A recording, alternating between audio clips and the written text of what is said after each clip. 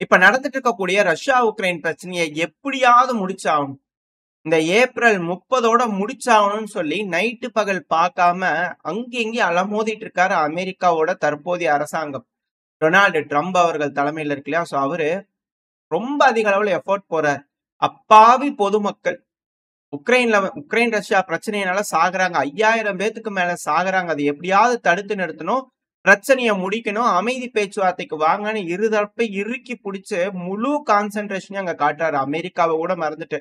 இதுல ஒரு விஷயம், இந்த காசால அப்படிங்கிறவங்கள பலர் கேட்கிறாங்க. பட் ஆனா இங்க மட்டும் உயிரிழப்புகள் பாத்தீங்கன்னா அவர் கண் முன்னாடி பாக்குறதுனால அவர் கண்ணீர் விட்டு கதற மாதிரி பேசுறாரு. இந்த சூழ்நிலையில மேற்கு மீடியாக்கள் ட்ரம்ப் அவர்களோட பீஸ் பிளான் அப்படிங்கிறது போல ஒரு பிளானை பாத்தீங்கன்னா வெளியிட்டு இருந்தாங்க. இந்த பிளானை பாத்தீங்கன்னா ரஷ்யா கிட்ட கொடுத்துட்டதாகவும், ரஷ்ய அதிபரான விளாடிமிர் புட்டின் அவர்கள் அதை ஒத்துக்கிட்டதாகவும் இது போல செய்திகள்லாம் பாத்தீங்கன்னா பாத்துட்டு இருந்தோம். அந்த பிளான்ல பாத்தீங்கன்னா மிக முக்கியமான விஷயம் என்னன்னா, 2014 இந்த கிரீமியாவை ரஷ்யா அவங்க கட்டுப்பாட்டுக்குள்ள எடுத்திருந்தாங்க இல்லையா?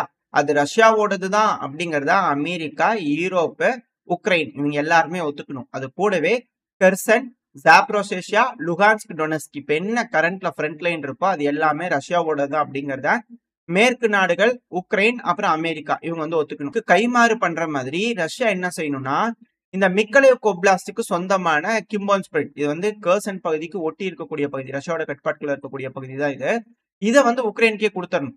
அது கூடவே இந்த கர்கிவ்ல ரஷ்யா சில பகுதிகள் பிடிச்சு வச்சிருக்காங்க. சுமில சில பகுதிகள் ரஷ்யா பிடிச்சு வச்சிருக்காங்க. அது கூடவே சேர்னிகிவ்லயும் சில பகுதிகள் பிடிச்சு வச்சிருக்காங்க. பட் ஆனா இதுல மென்ஷன் ஆகல. பட் ஆனா பிடிச்சு வச்சிருக்காங்க. இந்த பகுதிகள்லாம் பாத்தீங்கன்னா இது இல்லாத பகுதிகள் பிடிச்சிருக்காங்க ரஷ்யா அப்படின்னா அதை உக்ரைனுக்கே திருப்பி கொடுத்துடணும். இது இருதரப்புலயும் பாத்தீங்கன்னா ஸ்மூத்தா கொடுக்கற மாதிரியான விஷயங்கள். பிரச்சனையா இருக்கிறத விட்டுட்டு மற்ற இடங்கள்லாம் பாத்தீங்கன்னா பேசி தீர்த்துக்கலாம், உக்ரைன் கிட்ட கொடுத்துடணும். இது சீஸ்ஃபயர் பெர்மனன்ட் ட்ரூஸ் அப்படிங்கிற சொல்லியிருந்தாங்க. இதுல இம்பார்ட்டன்டான ஹைலைட்டான ஒரு பாயிண்ட் என்னன்னா, இதுல ரெட் கலர்ல ஹைலைட் பண்ணிருப்பாங்க. அதுல பாயிண்ட் என்ன அப்படின்னா, ஜாப்ரோசேஷியால இருக்கக்கூடிய அணு உலை. இந்த அணு உலை இப்போதைக்கு ரஷ்யாவோட கட்டுப்பாட்டுக்குள்ளதான் இருக்கு. இப்ப இந்த அணு உலை பாத்தீங்கன்னா ரஷ்யா உங்களுக்கும் வேணாம், உக்ரைன் உங்களுக்கும் வேணாம். இந்த அணு உலையை மட்டும் நாங்க பாத்துக்கிறோம். இதுல தயாரிக்கக்கூடிய கரண்ட பாத்தீங்கன்னா 2 பேர்த்துக்கு நம்ம ஷேர் பண்ணிக்கலாம் அப்படிங்கிறது போல ஒரு ப்ரொபோசல் இருந்ததா சொல்லப்பட்டு வந்திருந்தது இந்த மேற்கு மீடியாக்கள் தரப்புல இருந்து. இப்போ அந்த ப்ரொபோசல் அந்த ஒரு பாயிண்ட பாத்தீங்கன்னா ரஷ்யாவோட ஃபாரின் மினிஸ்டரான லாவ்ரோவ் அவர்கள்கிட்ட கேட்கும்போது இதை திட்டவட்டமா மறுத்திருக்கிறாரு. அதாவது எங்க கிட்ட அப்படி ஒரு பிளானையும் சொல்லல, சொன்னாலும் நாங்க ஒத்துக்க மாட்டோம் அப்படிங்கிறது போல லாவ்ரோவ் அவர்கள் தீர்க்கமா இருக்காரு. அதுக்கான காரணம் அதோட முக்கியத்துவம். உக்ரைன்ல மொத்தம் 4 அணு உலைகள் இருக்கு. இந்த 4ல one of the largest power plant, nuclear power பிளான்ட்லாம் அது இந்த ஜாப்ரோசியா பவர் பிளான்ட் தான். உக்ரைன்ல மட்டும் இல்ல, யூரோப்ல ஒன் ஆஃப் த லார்ஜஸ்ட் அப்படிங்கிறது போல சொல்லலாம். இந்த அணு உலையில இருந்து மொத்தம் 6000 மெகாவாட் மின்சாரத்தை உற்பத்தி பண்ண முடியும்.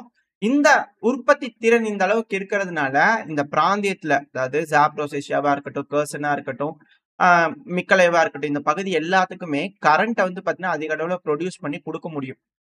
இப்ப இந்த அணு உலை ரஷ்யாவோட கையை விட்டு போயிடுச்சுன்னா என்னென்ன சிக்கல் இருக்கு அப்படின்னா, முதல்ல ரஷ்யாவோட கட்டுப்பாட்டுக்குள்ள இருக்கக்கூடிய கிரீமியா, ஜாப்ரோசேஷியா, கெர்சன் இந்த பகுதிகளுக்கு பாத்தீங்கன்னா மின்சாரத்தை கொடுக்கணும்னா ரஷ்யால இருந்து ஜெனரேட் பண்ணி ரொம்ப தூரம் அந்த கரண்ட்டை கொண்டு சப்ளை கொடுக்க வேண்டியதா இருக்கும்.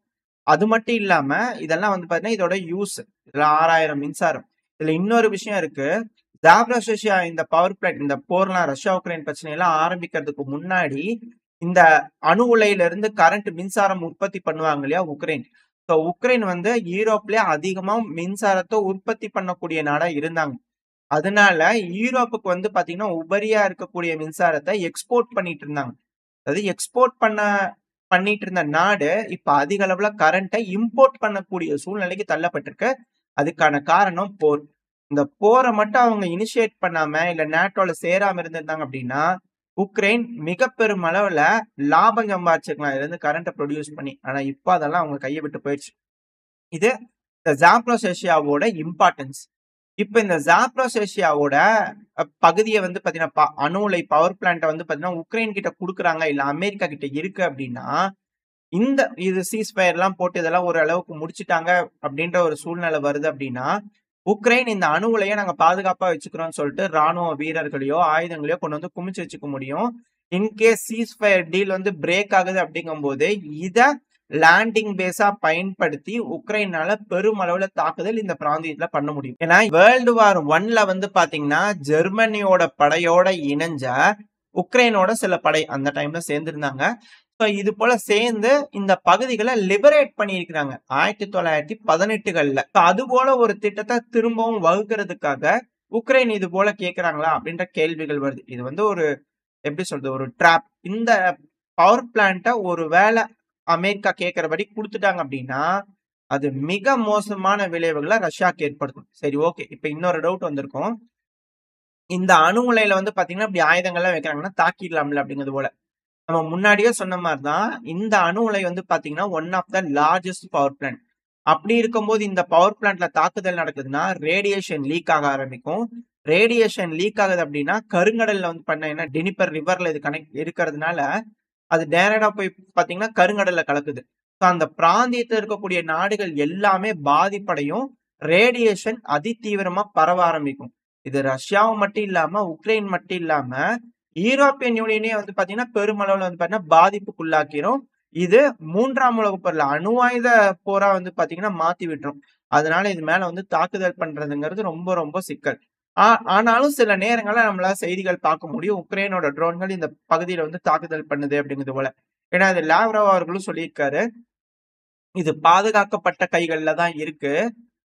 அப்பப்போ வந்து உக்ரைன் தான் வந்து தாக்குதல் பண்ணிடுறாங்க சில நேரங்கள்ல. ஆனா இது எப்படி பாதுகாப்பா வச்சுக்கணும்னு எங்களுக்கு தெரியும். நாங்க வச்சுக்குவோம் அப்படிங்கிறது போல அவர் தரப்புன்னு சொல்லியிருக்கிறார். அதுக்கான காரணம் என்ன அப்படின்னா ஜெலன்ஸ்கி அவர்கள் இவ்வளவு ரிஸ்க் இருக்குன்னு தெரிஞ்சும் தாக்குதல் பண்றாங்கன்னா காரணம் என்னன்னா ஈரோப்பை மிரட்டுறதுக்கு. ஒரு வேளை எங்களை நீங்க முதுகுல குத்துறீங்க, எங்களுக்கு உதவல அப்படின்னா நான் இது மேல தாக்குதல் பண்ணிடுவேன் அப்படிங்கிறது போல ரஷ்யாவுக்கும் ஒரு மிரட்டல், ஈரோப்புக்கும் ஒரு மிரட்டல். அந்த ஒரு காரணத்தினால எல்லாருமே முழிச்சுக்கிட்டு இருக்காங்களா என்ன பண்றதுன்னு தெரியாம அப்படின்ற கேள்விகளும் சிலது இருக்கு. ஆனா இப்போ இந்த அணு உலை வந்து மிக பெரும் பேசுபொருளா மாறி இருக்கு திரும்பவும். அது கூடவே அந்த பகுதிக்கு பக்கத்துல வந்து பாத்தீங்கன்னா கக்கோவா டேம் அப்படிங்கிறது போல ஒரு டேம் இருக்கு. இது ஹைட்ரோ எலக்ட்ரிக் பவர் பிளான்ட் இருக்கு. அந்த பவர் பிளான்ட்டுக்கு கனெக்ட் ஆயிருக்கக்கூடிய டேம் இது. இந்த டேம் வந்து பாத்தீங்கன்னா ஜூன் மாசம் 2023 வருஷத்துல வந்து பாத்தீங்கன்னா உடைச்சு விட்டாங்க. அது யாரு உடைச்சு விட்டாங்க அப்படிங்கிறது தெரியல. ஆனா ரஷ்யா தான் இந்த சீடு பண்ணாங்க, எக்கோ சீடு பண்ணாங்க அப்படின்னு சொல்லிட்டு இருந்தாங்க இல்லையா? சோ அந்த டேம் தான் அது. இன்னத்துக்கு ஞாபகம் வந்திருக்கும்னு நினைக்கிறேன். அந்த டேம் உடைஞ்சதுனாலதான் ரஷ்யாவோட கட்டுப்பாட்டுக்குள்ள இருக்கக்கூடிய தீவுகள் இந்த கெர்சன் பகுதியில வந்து பாத்தீங்கன்னா 2ஆ ஸ்பிளிட் ஆயிருக்கும். இந்த டினிப்பர் வந்து ஸ்பிளிட் பண்ணும். அந்த டைம்ல ரஷ்யாவோட கட்டுப்பாட்டுக்குள்ள இருக்கக்கூடிய பகுதிகள் உக்ரைனோட கட்டுப்பாட்டுக்குள்ள இருக்கக்கூடிய கெர்சன் பகுதியில் 2ஆ ஸ்பிளிட் ஆயிருக்கும். இந்த பகுதியில வந்து பாத்தீங்கன்னா சில தீவுகள் இருந்துச்சு. அந்த தீவுகள்லாம் வந்து பாத்தீங்கன்னா வெள்ளத்தால வந்து பாத்தீங்கன்னா ஃபுல்லா மூழ்கிருச்சு. அந்த டைம்ல அங்க இருக்கக்கூடிய மக்களா இருக்கட்டும், ரஷ்ய வீரர்களா இருக்கட்டும் பெருமளவுல பாதிப்படைஞ்சாங்க. காலராலாம் பரவுச்சு. ஏகப்பட்ட சிக்கல் இருந்தது. சில நாட்களுக்கு அப்புறம் வந்து பாத்தீங்கன்னா தண்ணி எல்லாம் வடிஞ்சு அந்த பகுதி ஃபுல்லாவே ட்ரை ஆக ஆரம்பிச்சிருச்சு. ட்ரை ஆகும்போது என்ன சொல்லியிருந்தோம் அப்படின்னா இந்த ட்ரையான பகுதியை தரைத்தளமா பயன்படுத்தி முன்னேறதுக்கு வாய்ப்புகள் இருக்கு. உக்ரைன் நினைச்சாலும் முன்னேறி போய் ரஷ்யாவோட கட்டுப்பாட்டுக்குள்ள இருக்கக்கூடிய பகுதிகள் பிடிக்க முடியும். ரஷ்யா வந்து பாத்தீங்கன்னா முன்னேறி போய் உக்ரைனோட கட்டுப்பாட்டுக்குள்ள இருக்கக்கூடிய கெர்சன் பகுதியை பிடிக்க முடியும் அப்படிங்கிறது போல நம்ம அந்த டைம்ல பார்த்திருப்போம். இதுவும் மிக முக்கியமான ஒரு விஷயம். இந்த டேம் உடைஞ்சதுனால முன்னேறதுக்கான பாசிபிலிட்டி மட்டும் கிடையாது. இந்த டேம் இருந்ததுனாலதான் அதிக அளவுல தண்ணி அந்த டினிப்பர் ரிவர் தண்ணி வந்து பாத்தீங்கன்னா தேக்கி வைக்கப்பட்டிருந்தது. அது தேக்கி வச்சதுனாலதான் இந்த ஜாப்ரோசியா அணு உலைக்கு வேணுங்கிற தண்ணி வந்து பாத்தீங்கன்னா இருந்துச்சு. ஏன்னா தண்ணி இருந்தாதான் நியூக்ளியர் ரியாக்டர்லாம் வந்து பாத்தீங்கன்னா கூல் பண்ண முடியும். அப்படி இல்லைன்னா நியூக்ளியர் ரியாக்டர் வெடிச்சிடும். அதை இன்யூசபிளா ஆக்கிடுவாங்க. ஸோ உக்ரைன் என்ன பண்ணியிருக்காங்க, அது இதுக்கு பின்னாடி உக்ரைன் ரஷ்யா அப்படிங்கிறது இல்ல. அந்த டேம் உடைஞ்சதுனால அந்த டேம் உடைஞ்சதுல இருந்து இந்த ஜாப்ரோசியா பவர் பிளான்ட் வந்து பாத்தீங்கன்னா கோல்டு ஷட் டவுன் மோட்ல தான் இருக்கு. அதாவது இதுல இருந்து எலக்ட்ரிசிட்டியை ப்ரொடியூஸ் பண்ண முடியல. எந்த அளவுக்கு சிக்கல் அந்த டேம்னால உருவாகும் அப்படிங்கிறது உங்களுக்கு தெரிஞ்சிடும். இப்படி இருக்கக்கூடிய அந்த டேமையும் உக்ரைனோட கட்டுப்பாட்டுக்குள்ள கொடுக்கணும் அப்படிங்கறதுல அமெரிக்க தரப்பு வந்து கேட்டிருந்தாங்க. அதாவது டேமு, ஜாப்ரோசியா அணு உலை இந்த ரெண்டும் தான் கீ அசட். இந்த பகுதியை ரஷ்யா அவங்க கட்டுப்பாட்டுக்குள்ள வச்சுக்கணும். எந்த ஒரு சிக்கலும் இருக்கக்கூடாதுன்னா கீ அசட் ரஷ்யாக்கு இந்த பகுதிகள் தான். இதுவே ஹைலைட்னு நினைச்சோம்னா இதை விட இன்னொரு மாசான ஹைலைட் இருக்குது இந்த பிளான்ல. அது கிம்போன் ஸ்பிளிட் அப்படின்னு சொல்லிட்டு ஒரு சின்ன பகுதி. இது மிக்கலேவ்காக்கு உட்பட்ட ஒரு பகுதி. இது ரஷ்யாவோட கட்டுப்பாட்டுக்குள்ளதான் இருக்கு. ஏன்னா இது கர்சன் ஒப்லாஸ்டுக்கு ரஷ்யாவோட கட்டுப்பாட்டுக்குள்ள இருக்கக்கூடிய கர்சன் பகுதிக்கு ஒட்டி இருக்கக்கூடிய பகுதி அப்படிங்கிறதுனால அது ரஷ்யா அவங்க கட்டுப்பாட்டுல எடுத்திருக்காங்க. இப்ப அந்த பகுதியையும் உக்ரைனுக்கு கொடுக்கணும் அப்படிங்கிறது போல அமெரிக்க தரப்புன்னு சொல்லிக்கிறாங்க. இப்ப நம்ம மேப்ல பார்ப்போம். நான் என்ன சொல்ல வரேன் அப்படிங்கிறது உங்களுக்கு புரியும். இதுக்கு பின்னாடி இருக்கக்கூடிய சூழ்ச்சி என்ன அப்படிங்கிறது உங்களுக்கு தெரியும். அதாவது இப்ப நம்ம பார்த்துட்டு இருந்தது எல்லாமே உக்ரைனோட ஜாப்ரோசியா, கெர்சன், அப்புறம் இந்த கிம்பன்ஸ்பிட். ஸோ இங்க குட்டியா ஒரு பகுதி இருக்கு இல்லையா? இதுதான் வந்து பாத்தீங்கன்னா மிக்கலேவ்கா பகுதி. நான் தோராயமா மார்க் பண்றேன் இல்லையா? ஸோ இந்த பகுதிகள். இது வந்து மிக்கலேவ்கா பகுதி. இத வந்து என்ன சொல்றாங்கன்னா, உக்ரைன் கிட்ட குடுக்க சொல்றாங்க. நான் இப்ப வந்து இது வந்து பாத்தீங்கன்னா எல்லோ கலர்ல மார்க் பண்றேன் நான் உங்களுக்கு. ஸோ இந்த பகுதிகள் உக்ரைனோட கட்டுப்பாட்டுக்குள்ள இருக்கனால அவங்களோட வீரர்கள அதிக அளவுல இங்க வச்சுக்க முடியும். அட் த சேம் டைம் இந்த கக்கோவா டேம் இருக்கு இல்லையா? இந்த டேமையும் வந்து பாத்தீங்கன்னா என்ன சொல்றாங்கன்னா, அ ரஷ்யா உக்ரைன் கிட்ட குடுத்தரணும் அப்படிங்கிற அளவுல சொல்றாங்க. அதுவும் ஒரு தெர்மல் பவர் பிளான்ட் இருக்கு. ஸோ அப்படியே மேல வந்துட்டு அப்படின்னா 200 ரடார். இதுதான் ஜாப்ரோசியாவோட அணு உலை. ஸோ இந்த பவர் பிளான்ட்டையும் வந்து பாத்தீங்கன்னா, ரஷ்யா வந்து அமெரிக்கா கிட்ட குடுத்தரணும். 2 பேரும் சமமா வச்சு குடுத்து பிரிச்சுக்கலாம் எலக்ட்ரிசிட்டி அப்படிங்கிற சொல்றாங்க. இன் கேஸ் இந்த போடப்பட்ட சீஸ் ஃபயர் ஃபெயிலியர் ஆகுது அப்படிங்கிற பட்சத்துல, நம்ம ஆல்ரெடி பார்த்தோம். உக்ரைன் இந்த உசு வீடியோ போட்டு வந்தாங்க இல்லையா? அது வந்து இந்த பகுதிகள்ல இருந்து இந்த ரொபோத்தைனி பகுதிகள்ல இருந்து முன்னேறதுக்கு ட்ரை பண்ணியிருந்தாங்க. இந்த டாக்கமேக் பிடிக்கிறதுக்காக. அதுக்கான காரணம் என்னன்னா, அங்கிருந்து முன்னேறினாங்கன்னா மெலிட்டோபோல பிடிச்சுக்கலாம்னு சொல்லிட்டு. இப்போ ஆல்ரெடி இந்த பகுதி வந்து உக்ரைனோட கட்டுப்பாட்டுக்குள்ள குடுத்துட்டாங்க ரஷ்யா அப்படின்னா, இந்த பகுதிகளையும் பிடிச்சு முன்னேற ஆரம்பிச்சாங்கன்னா இருமுனை தாக்குதல். ஸோ அப்படி இருமுனை தாக்குதல் பண்றதுனால மெலிட்டோபோல பிடிச்சிட்டாங்க அப்படின்னாலே, ஆட்டோமேட்டிக்கா இங்க இருக்கக்கூடிய ரஷ்ய வீரர்கள் எல்லாருமே ஐசோலேட் ஆக ஆரம்பிச்சுருவாங்க. At the same time Ukraine இங்க இருக்கக்கூடிய நொவோகக்கோவா டேம்ல இருந்து நேரா ரோடு இருக்குதா, பைபாஸ் ரோடு அப்படியே புடிச்சிட்டு வந்தாங்கன்னா, கிரீமியாவை நோக்கி போக ஆரம்பிச்சிடலாம். அது கூடவே இந்த கிம்போன்ஸ்பிட் இருக்கு இல்லையா? மிக்கலேவ் ஓப்லாஸ்ட். ஸோ அதுவும் கேட்கறாங்க இல்லையா? ஸோ அதுல இருந்து தாக்குதல் பண்ண ஆரம்பிச்சாங்கன்னா, மும்முனை தாக்குதல் இந்த 3 பகுதிகள்ல இருந்து தாக்குதல் பண்ண ஆரம்பிச்சிட்டாங்க அப்படின்னா, ஈஸியா கிரீமியா பகுதிகளுக்குள்ள வந்து பாத்தீங்கன்னா என்டர் ஆக ஆரம்பிச்சிட முடியும். அதுக்கான காரணம் இந்த கிரீமியா பகுதியில 2 இதுதான் இருக்கு. இதுல இன்னொரு ஹைலைட் என்னன்னா, உக்ரைன் இந்த பகுதிகள்ல air defence system, drone launch pads இது எல்லாத்தையும் வச்சுக்கிட்டாங்க அப்படின்னா, கிரீமியாவோட பகுதிகளை தாக்குதல் பண்றதுக்கு அதிகமான வாய்ப்புகள் இருக்கு. ரொம்ப ஈஸியா வந்து பாத்தீங்கன்னா எம்எல்ஆர்எஸ் இது போல தாக்குதல்லாம் பண்றதுனால அதிக அளவுல இங்க இருக்கக்கூடிய ரஷ்ய வீரர்களுக்கு இழப்புகளையும் ஏற்படுத்திட முடியும். ஆம்பிபிஎஸ் லேண்டிங், அசால்ட் லேண்டிங்லாம் பண்ணாம அதிக உயிர் சேதங்கள் இல்லாம கிரீமியாவை பிடிக்கிறதுக்கான ஒரு எளிதான திட்டம். இந்த திட்டத்தை நீங்க எங்களுக்காக ஒத்துக்கோங்க அப்படிங்கிறது போல எப்படி அமெரிக்கா எந்த ஒரு யோசனையுமே இல்லாம ரஷ்யா முன்னாடி இந்த பிளானை வைக்கிறாங்க அப்படிங்கிற கேள்விகள் வருது. சரி, ஓகே. இதுல இருக்கக்கூடிய விஷயம் ஏன்பா இது போலலாம் செய்வாங்க, இது போலலாம் விஷயம் நடக்குமா, கிரீமியாவை முதல்ல போய் இப்படி போய் பிடிக்க முடியுமா அப்படிங்கிற கேள்வி வருதுன்னா வரலாறுல போய் பார்க்கணும். எப்போ இந்த பகுதி இந்த மெலிட்டோபோல் பகுதி இந்த ஜாப்ரோசியால இந்த ரொபோத்தைனி பகுதியில குறையிறாங்க இல்லையா?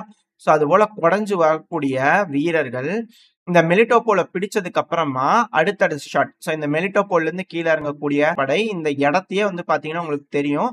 அப்படியே ஐசோலேட் பண்ணி சுத்தி வளைச்சு முழுமையா ரஷ்ய வீரர்களை பிடிச்சிட்டாங்க.